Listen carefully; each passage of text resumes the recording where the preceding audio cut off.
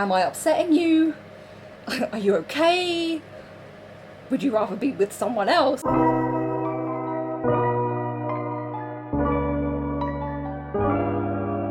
I actually filmed this video about a month ago, so I'm gonna pop in some updated clips of plants and show you how they've grown and how they're doing. I filmed this before my wedding and I've only just got around to editing it because it's just been madness. Hope you enjoy the video. Back to past me. Hello everyone. Pardon the sound of my fan if you can hear it, and pardon my boobs. It's really hot today. I cannot do this without a fan on me. So this is surprisingly highly requested from me. You want to meet my plants and see what plants I have. So today I am surrounded, there's another one behind me on the bed as well, some up there, by all my houseplants. Some of them have names. If you've watched some of my other videos, you might be aware. Sometimes I forget them, and then when I next say their name in a video, one of you is like, that's not their name. I'm not like a great gardener, or outdoor plants I suck at. I really like rubbery, succulent-esque plants. I'll start off with this little one down here. This I got in Tesco, I think it was. The pot is one that I've had for quite a long time, but he's been pretty easy to take care of so far. I bought him and this one, and I love this one. This pot is secondhand from a charity shop and I love it so much. It's like a big wickery plant pot. You need a bit of a dust actually. By the way, just to point out, a lot of my plants are not safe for pets. I'm aware of that. Everyone always messages me every time I post a picture of my plant like, you're gonna kill Tucker. Like 99% of my plants live in the bathroom, and the bathroom is off limits to Tucker unless I'm in there. He loves watching me have a bath or go to the toilet. That's a hobby of his and I don't want to, you know, interfere with that. He doesn't have a lot of hobbies. They're two big ones. So he's allowed in there when I'm in there, but other than that, the bathroom is shut. He's not attempted to get to any of them, but that's just him. Your cat might not be the same. So this one is very lopsided. I think I might have got this in Lidl. I think this was one of the plants I got as a reward to myself for practicing my running. I was training to run a 5k and I think I ran to Lidl and bought this. I love the little pinky purple tips on the leaves. Here we have two jade plants. I'm really bad at remembering the exact names, but I'm pretty sure they're jade plants, and it's something, are they crassula? Oh, something. I've always called them Shrek ear plants because I feel like it looks like Shrek's ears growing on a tree. I love these. They are so easy to take care of. I love the big thick kind of trunks that the leaves grow out on. This one's grown especially big. I've had this a long time. This is probably one of my oldest plants. They both do really well. They have been in some pretty harsh sunlight recently, but they're still doing fine. I think they're one of the best house plants. They can deal with being neglected for a little while. They retain water and the sort of big juicy succulent leaves. At the minute, because of how warm it's been, I'm watering them maybe once a week, but they would be fine if I didn't, if I forgot a week. With all the plants, pretty much I wait till the soil's dried out before watering them. This one also is in my favourite plant pot that I own. So this was a Christmas present from my friend Lindsay. We're weird with Christmas presents, like we meet up around Christmas time and find the presents to buy for each other together. So I saw this and said to her, that's my Christmas present, please. I saw this in Paper Chase randomly. I've never had a plant pot from Paper Chase before, but it was the only one in the shop. It was just sat there on the bottom shelf. It is a little sloth clinging on to the plant pot with some pretty floral designs on it. One of my favourite things I own in general. I just think he's so cute. Next up we have Vogue. She actually has a name. So this is an orchid. I called her Vogue because she's the only flowery plant that I have, and so I thought she needed a name that just said like fabulous, beautiful. So this is what her bottom looks like. She's got some roots coming out here. I water her once a week, and every other week I'll use some orchid feed. Back here we have one of my oldest plants actually. I can't remember exactly how long I've had it for, but it's definitely one of my oldest. I repotted this recently because it was up to the brim, like it was spilling out of the little pot that it was in, and it's just been growing like crazy. I posted a picture a while back on my Instagram with this saying how it reminded me of like little elephants with their trunks reaching up to the sun. It doesn't quite look like little elephants anymore. It leans very quickly, so I rotate it a lot or it will all be like leaning towards the window. So that's why it's sort of quite wavy, because it will have started leaning and then I've rotated it. This one has prickled me quite a few times. Completely my fault, I'll admit. You didn't move. While, oh god, the light is doing really weird stuff. So while we're talking prickly boys, check out this big prickly cucumber. I'm so proud of you. This again is one of my oldest, and when I got it, it was maybe that tall. It's so tall now. It feels taller in real life than it looks on there, and like you can feel the weight of it, like when you move it about. It just feels so chunky. There's a little spider living in the bottom of this one, so I'm always paranoid when I water it. I don't want to drown this little spider. I have a cacti and succulent feed that every now and again I will mix into its water as well, but this will be fine if I don't water it. It doesn't care. But this is tiny Tina. She's just a tiny little succulent in a little cup that I got in a charity shop. She's enjoying the weather at the minute, standing very majestically there, Tina. This is a dragon tree, is that right? Something that I completely forgot to tell you about this one was that I forgot about this plant for, I'm not even kidding, probably about 6 months, and I put it in a terrible place where it got no light. I didn't water it. I'm so sorry. And then I rediscovered it.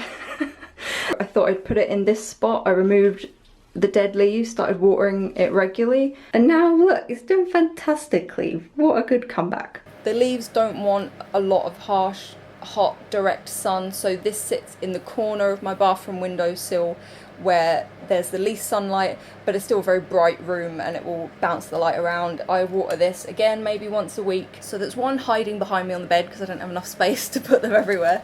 This one, cover your leaves a minute, I don't want you to hear this. I nearly gave it away. It's not one of my favourite ones, honestly, but I don't know why. It's beautiful. Maybe it's just because you're so good that I just forget about you. Again, I water it maybe about once a week. I'm not sure what it is. I don't know where I got it.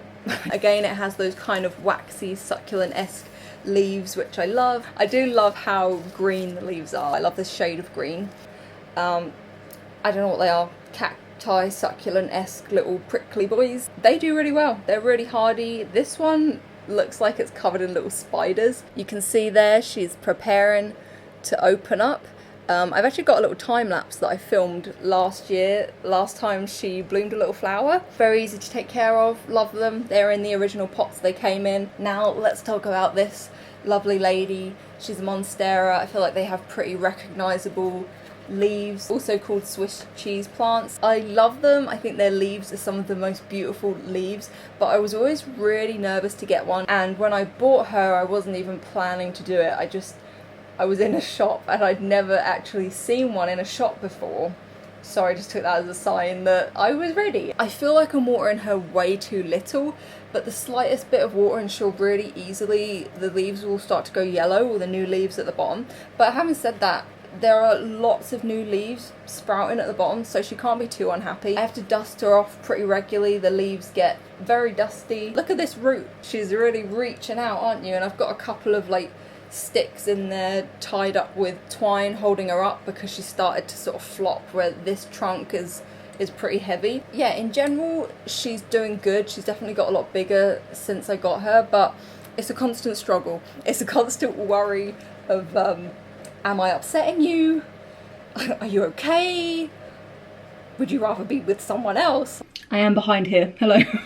So my monstera, I have moved into my bedroom. Again, I keep Tucker out of here during the day, and then over night time I just move her up onto a shelf over there where he can't reach it, just in case he were inclined to have a nibble. I really want this plant to be happy and do well and last a long time, and I was looking at it the other day, squished on my bathroom windowsill, and the leaves were like squishing up against the window, and it just didn't have the room that it needed. I just have a little like bar stool kind of thing here that I bought it for my photography, and then I never used it. I bought it for doing portraits and sitting people on a stool.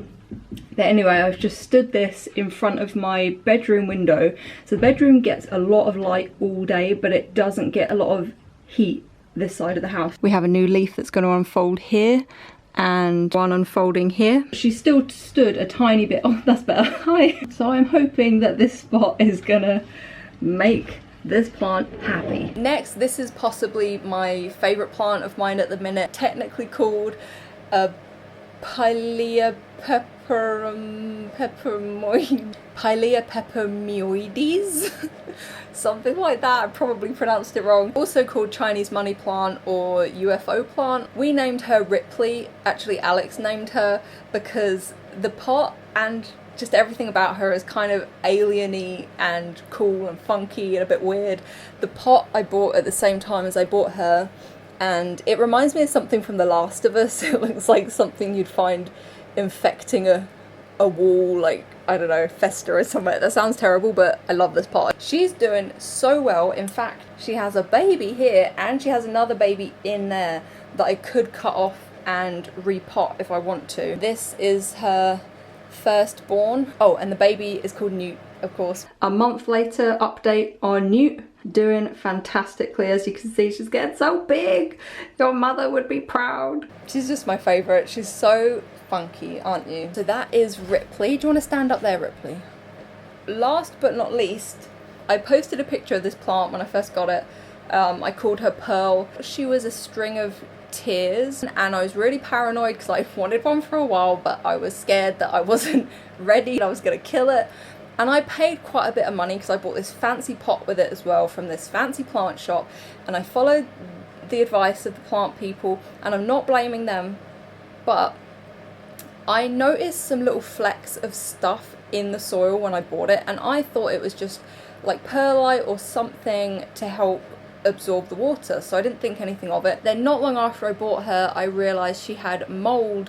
I did what I could to deal with the mold situation. I went away for a few days. I came home, my friend Lindsay was with me, and I brought her in the bathroom and said, look at this plant, like, she's so cool. She's got a bit of a mold problem, but, like, you know, don't judge her.